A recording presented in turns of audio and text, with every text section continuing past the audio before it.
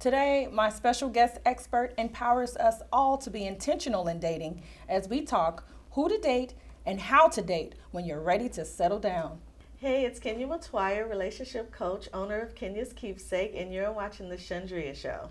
Kenya Matwire, welcome back to the show. Thank you so much for having me. I'm so excited. I missed this set. I love this pillow. It is so cute. How have you been since your last appearance on the Chundria Show? Great. Busy, of course, but doing well. So everything's so great. Tell me how Kenya's Keepsakes is doing. It's doing well. So I just had my Kenya's Catch and Keep, which is a monthly event that I have where I get singles, couples, married people together, and we just talk about relationships and the struggles and the non-struggles, how beautiful it is and how hectic it can be as well. So that's great, and I have other stuff coming up. Yay, very good. Glad you're keeping it going. Thank you. Now, some of us know and others not so much. What are some telltale signs you may be ready to settle down? Because I know you get this a lot. All the time. I know you're the person that they go to. Yes. The married people come to you for advice. The Yes. people that are dating come for advice. And the people that are ready to settle down come to you as well. So I want to help some people today that feel like they're ready to settle down. But they may not have all their resources ready. When you're extremely comfortable with yourself, when you're comfortable with yourself and you don't have any questions, a lot of people, they still question themselves when they start dating, when they're thinking about dating, they still have questions, or what do I want, who do I want, and they don't have their negotiables and their non-negotiables together as well. So just making sure that you're comfortable with yourself and having everything in line to where you're not nervous. A lot of people think nervousness is a good thing, but sometimes it's not, because that's you telling yourself, like when you have a virus or something, there's something in your stomach that's trying to push that out. That means that it's not good. So a lot of people, when you don't have that feeling, that's when you know you're ready. It makes me think about when people like get in relationships and then they self-sabotage them, right? Yes. Is that like comparable to that? Like you don't feel like you're ready, or you don't feel like you deserve that relationship? Exactly. Is it something similar to that? Yes, it's very similar, because that just means, again, that you're not comfortable and there's something within you that you're missing to where you feel like, oh, I have to damage this, I have to sabotage this, they don't deserve me, I don't deserve them. That just means you're not 100% ready. So you need to work that out within yourself in order to be ready. Okay. So if you're at the point where you're confident, you know you're ready. Yes. There's no inhibitions, there's no doubts. I am ready. Okay, that's who we're talking to. That's you, then that's who we're talking to. Yes. What support do you need from your family and friends as you prepare for the next chapter in your life? Because you get this pressure from the family, like when are you going to get married? When are you going to have kids? When are you going to settle down? What happened to the girl you brought over here? When are you going to marry? How long you been married? With her? When are you going to marry that girl? When are you going to marry that guy? Oh, you guys broke up? Grandkid. When are you going to give me some? There's so much pressure that we get. You two have been together for years. Yes. When's he going to propose to you? Why do we do this to people? And it's so damaging, right? And so the best advice to be to not want any support from your family, because don't expect it. Don't expect it at all, and block it. Don't listen to it. A lot of people think that they need the support, they need the blessings, they need all of this. And we talked about this at Kenya's Catch and Keep Friday.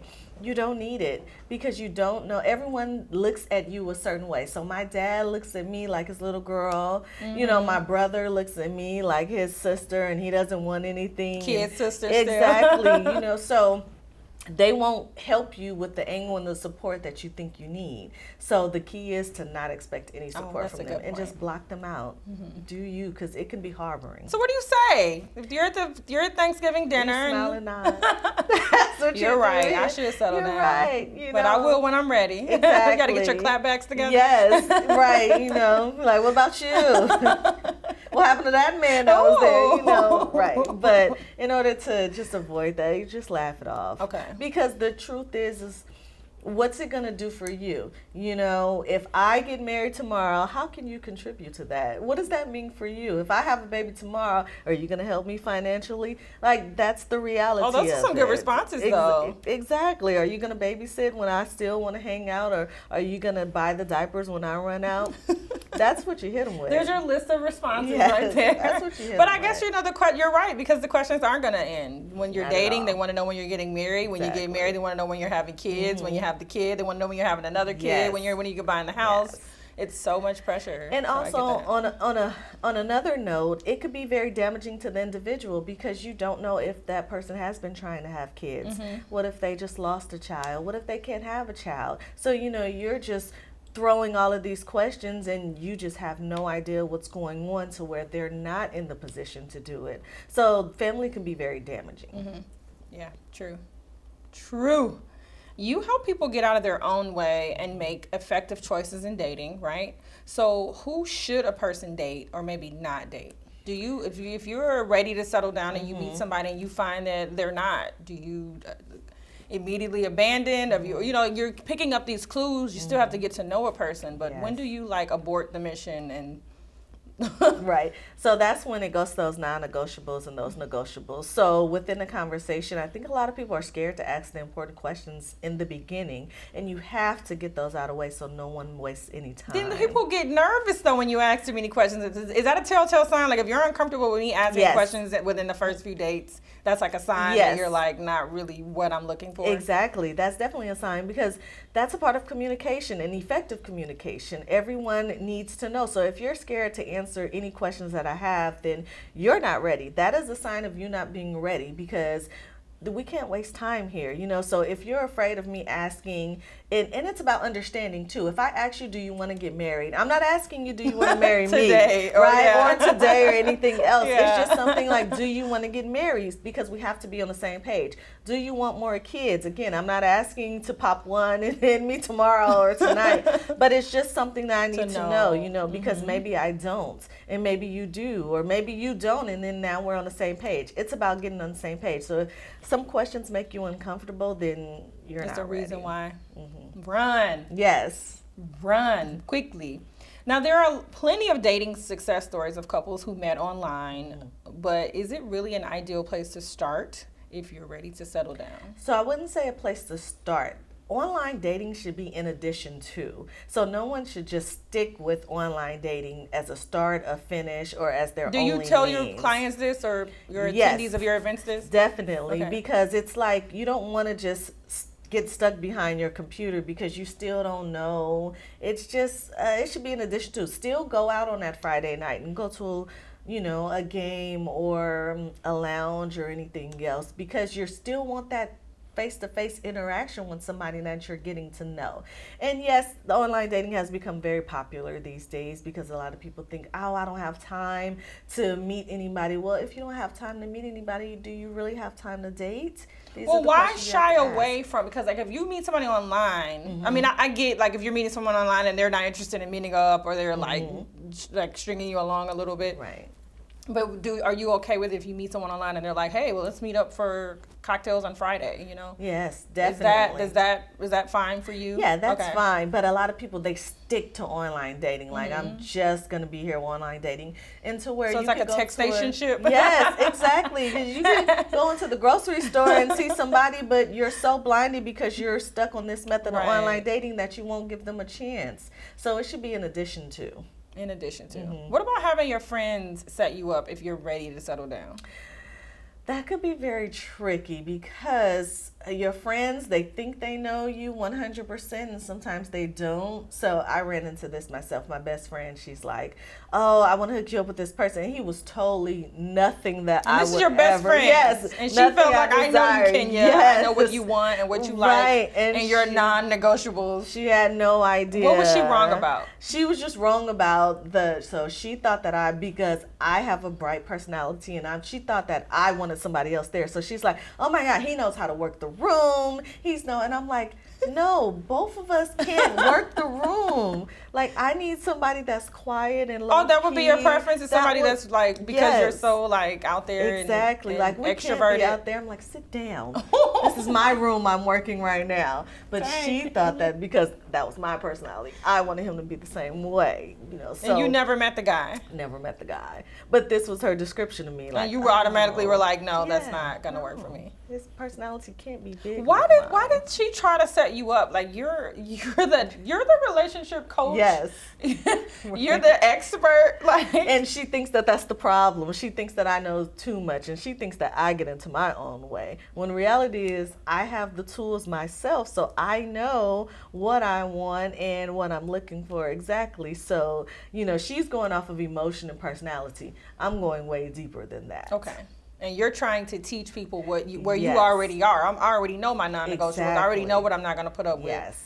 So you're encouraging other people to do that. Definitely. And obviously she needs to learn. Yes. So would you tell her your non-negotiables or go through everything and then let her pick again? Would you ever let her do that? Oh, okay. Because it's the same with my best friend and my dad and they see me in their own way. Oh, I see. Okay. They see me in their own way, so they're going to pick what they want for me as opposed to what they think that I want for myself. I understand that. I totally understand that. Okay, so let's say you're in a relationship on two different timelines. Perhaps your mate is not as ready to settle down as you are. How do you compromise? Is it even possible? Maybe he wants to get married in 2 years. Let's say he said, you know, in a couple years, maybe I could see myself. He didn't say you, but maybe I could see myself getting married. And you're like, ooh, I kind of the way my life is set up. Right. I don't want to wait for you to think about it in 2 years. Right. Like, so that's something that you really have to think about and start weighing out the pros and the cons, because, you know, maybe everything is good right now, and what would marriage do for you? Not saying if you desire to be married, that's fine. But if he's saying 2 years and you're saying right now, you have to meet in the middle and see, is it all that bad to wait a minute? Because maybe he has his reasons. You never want to force someone to do something because you guys aren't on the same timeline. But if things are okay, so there's a difference between, you know, he's playing with you. You guys are in a relationship and he's out still, you know. You're not online believing dating. anything he's saying, right? And, you know, something is just fishy, and he's like, oh, wait a minute, 2 years, you're the one, girl. Right. That's something different between, you know, everything is on track and it's just not, you know, he just hasn't proposed yet or anything, because you have no idea what he's going on as an individual. Maybe within himself, he feels like he still can't give you everything that he needs to give you. And, you know, it's something he has to work out within himself. And maybe he doesn't want to get into the pressure. I had a client once, he didn't want to propose because everybody wanted him to propose. So he felt like he would just be doing it to feed into everything else. You know, and you don't want to do that either. You want it to be your special moment. You want to do it on your timeline. You know, Granny might have brought it up yesterday and you had plans to do it tomorrow. Now you're like, now people are going to think it's because Granny said it. Or because you got an ultimatum. Exactly. I can understand that pressure. So, but I kind of feel for guys though too, because I know, you know, the average woman over a certain age is interested in settling down or getting married. And then if you're with a guy who may not, doesn't mean he doesn't want to marry you. You know what I'm saying? Like I just feel for both sides of the coin. Like it's not. I'm not always like, just marry her. Right. You know? And a lot of people should throw being married, you know, the goal of every relationship. It's another step. People doesn't understand. People think that that's where it ends. But that's just another step of a new beginning. Right. So people should really stop thinking that the ultimate goal is to be married, because there's so much more after the marriage. And if it doesn't happen right now, that's why I say get the important questions. As long as I know you want to be married, there are some people that don't want to be married. But as long as I know you want to be married at some point, then we can work out the timeline. So for somebody that's ready to settle down, the takeaways is definitely to make a list of your non-negotiables, what you want, what you know you don't want. And then when you meet people, you can kind of, definitely weed out people a lot quicker, sounds like. And settling down doesn't, again, necessarily mean getting married. Settling down means it's you and me, we're in this together exclusively. We have an understanding. We have shared relationship goals for the future. And then we're going to work on whatever our path is. Right. Avoid confrontation with the family. Just smile and nod. Yes. Be dismissive. Don't be so sensitive. I got to pick that up if Yes. you're ready to settle down. You know, avoid online dating if you can. Yes. Get face-to-face. Get out. Enjoy life in the meantime. enjoy yours. If you're single, enjoy your single time. Yes, because that single time is where, again, you start to filter out everything within yourself. What you want, what you don't want, what you like. And I think a lot of single people don't pick up on the lessons of their past relationships too. Take that time Analyze to know them. what did you learn from the past? What did this guy do or girl did that you didn't like? What do you like more of? What do you like less of? And everybody should take the next person as a fresh start. The last time you were here, we did 10 ways to quickly get over a breakup. Yes. And that was some of your points, was to take time for yourself. Yes. And analyze those past relationships. I feel like that's such an important. It is. No matter what phase of life you're in. Yes, because you'll look at the next person, the way they move, and if it's similar to the last person, you're ready to go. You choose the same. All he did was go to the bathroom. Right. Everyone goes to the bathroom. He's not doing anything in the restroom. Your petty levels go up. Yes, exactly. You have to take that time. That is funny. Last question. Just because you want to settle down doesn't mean all the fun goes out of the window. Right. How do you encourage your clients to have fun and be intentional while they wait for their life partner? Just go out. Do what you do, because a lot of people feel that, relationships are prison and, you can't do this or you have to do things with your partner and then it's just fun. Pick a partner that's fun. Like, look for that fun. So while you're going out, that's why when you meet your partner in a mutual place that you went out, you can know that you have the same interests. So if you go to a concert, have fun. If you meet that person at the concert, at least you know that, hey, we both like concerts and we can still have fun together.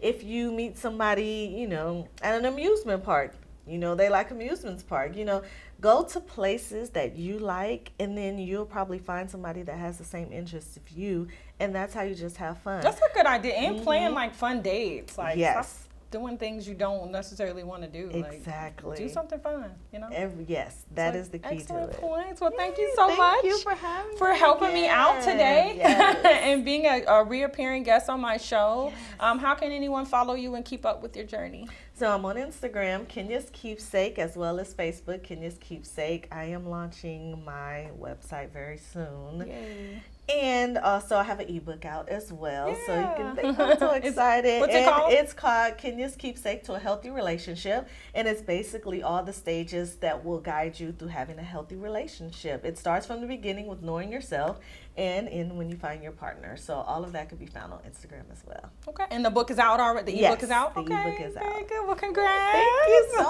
much. My husband Ty and I are so excited to celebrate our first year of marriage. Today, we explore the first year and offer advice to people on their pathway to wedded bliss. Welcome to the show, babe. Thank you. Thank you. How are you? I'm good. How are you? Good. We did it. 1 year of marriage. 1 whole year. Shout out to the Brownlows. That's right. Let's get into it. So people say the first year of marriage is the hardest. Why do you think that is? Expectations. Sometimes we come in thinking, hey, man, I just got married. Things, it's the first year, this romantic honeymoon, and then we go right into the house and kids and things of that nature. And we build, or sometimes we let people build expectations for us that we should just have for ourselves at times. And I think living up to others' expectations to what, they feel marriage is, and you carrying that into your marriage. And so you living up to other people's expectations instead of living up to your own. I think that can be hard sometimes. And when you get into your, marriage and you figure out, you know what? My life's not like their life, and yeah, you know what? I think I'm gonna do this my way instead of the way that you, heard about, or people that you hold near and dear. Their situation is their situation. Don't let that be your situation. I agree with that. I feel like, we grow up with these different ideas of marriage, and then you date, and then the evolution of those ideas change. I think it matters even if you grew up in a household with marriage, or if you didn't, or what you saw growing up, or what that means to you, and then you get married, or why you even want to be married. I think makes a difference in how your first year of marriage goes, like what you thought. So it goes right into what you're saying about expectation what did you think marriage was versus what marriage really is when you get married. You get in it, you know. So I personally, I understand in general why marriage is so hard for people the first year. If there's a strong difference between that expectation in real life, you know. But I think that you probably wouldn't have a hard year if those expectations like were matched pretty closely enough to what real life is. I think that's the determining factor. For you personally, how have you changed in this year since being married? Confidence. Ooh. Period. I'll just say it. I'm more confident my first year in than I was last year at this time about to get married, right. you know. Because, as I said before, expectations. Sometimes you put expectations on yourself. And like, man, you know, I have to have this. This has to be perfect. This has to be this. This has to be that. And in reality, you know, life still goes on. You still need to handle things the way you've been handling it. And it's going to be okay. You will live to see another day. It's going to be quite all right. So for me, it's confidence. Even to the point where now I'm doing a talk show. I do my own talk show now. Work with Brownlow. Check it out. But just having the confidence to write and produce my own material and things of that nature, I owe that to you. I owe that. I mean, you gave me this confidence, and I know it's something I've always had within myself, but you brought that out of me. So, yeah. I can attest to that, and I thank you for saying that. I feel like I got confidence as well. I feel like, you know, to be a woman in my crossing over to late 30s, you know, I grew up with, you know, my parents being married. My parents have been married for over 40 years, 48 years now. So, you know, I grew up with those like ideologies of what marriage looked like, you know. So then, of course, to grow up, I want that. Like, I want a husband to grow with. I want a husband to have a life partner. I want a husband to travel with. Like, I had those expectations. I want a husband to cook dinner for. Like, it was like little things that I wanted. But I grew up seeing that. So I feel like for me, I got that confidence boost. Not to say like if you don't have a husband, you shouldn't have confidence. Because I'm not saying that at all. Because I was a very confident woman prior to getting married. But you know, once getting married, that was a part of like what I wanted. Like, you know, you check off things you want in life, and I wanted to be married. I knew that I would be a good wife. I wanted to be a good wife, you know. I wanted to have a great husband. I wanted to be a mom. I wanted to travel. I wanted to live life together with somebody, and I'm grateful that I get to do that. And let me just also say, by confidence, and to piggyback pretty much off some of what you said, it's not to say that you don't have the confidence going in. You've always had that confidence, period. Yeah. What I want people to understand is, as I said before, you have people who bring that out of you. You know, right. Sometimes you're scared to let it go. Sometimes you're like, this is, and you know what, this might not be the right time, or you know what, people will never go for that. People will never do that. And you know what, that's a crazy idea. I don't even know why I was thinking that. But to have someone that you're with and you're building with, and you know, you're building together, who gives you that, you know, strength to say, you know what, do that. Man, look, I'm your biggest supporter. You don't have to worry about anybody else. I'll be there if no one else will be there. That can do wonders for a person. So that's what I mean as well when we talk about confidence. We got the confidence. Okay, so I found online this list of 3 things no one tells you about the first year of marriage. And the first one is that there's no right or wrong way for marriage to go. The second one is about fusing your finances together, how that may not be easy. And the third one is about handling conflict and going to bed upset.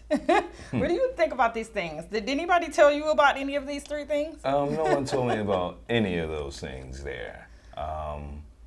But as far as I know, one of those were financial. handling your Fusing finances. How it may not be easy. How it may not be easy. Well, look, I'll just tell you, I'm not a financial genius. I'm not a financial genius. We're either. not financial geniuses. So if we're fusing anything, trust me, there's a deep conversation about fusing anything.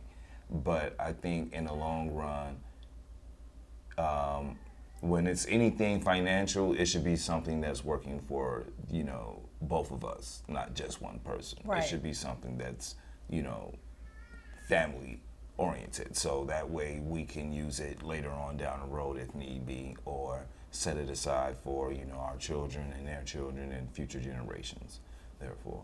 So no one told me anything about fusing finances. I think the main thing we heard, like at our reception, everybody was like, "Don't go to bed angry." Oh yeah, don't go to Make bed sure you angry. communicate, but like nobody really sat down and said like, it may be some work to make sure your finances are handled. When you're putting your finances together, nobody said that nobody confirmed that. But I think that, we learned a lot in this first year. But yeah, those are three things that nobody ever mentioned to us. No. Here's some things we've done well in our marriage, and we're going to talk about how we did it. And the first one is communicate. We did well with communicating. I think we do great with communication. And I think we're great communicators individually. So to get married to another great communicator, I just think just enhances, what you already do. It wasn't like we had to learn how to communicate. We talked through everything. Like we have never fought like in a year. Like sometimes you hear these stories of like things that people have had to go through in the first year. We have never fought. Have we disagreed or that's what goes without saying. But we have yet to fight. Well, I think one of the main things, and I speak on this all the time, about having tough conversations with each other. Yeah. You have to have the tough conversation with each other. It doesn't matter what it's about, no matter what the subject, you have to get through the situation. And the only way you're going to get through the situation is to really dig into it. And sometimes that means talking about it. And when you talk about it, you may not be comfortable talking about it. But if it's something that you really want to work through and overcome and, basically have that take your relationship to a whole nother level, right? Then you have to have tough conversations. And on the other hand, it gives you a further introspective into who your mate is. So, you get to learn more about, the person that you're married to instead of, okay, well, I know they like this, and they watch that, and this is their favorite food.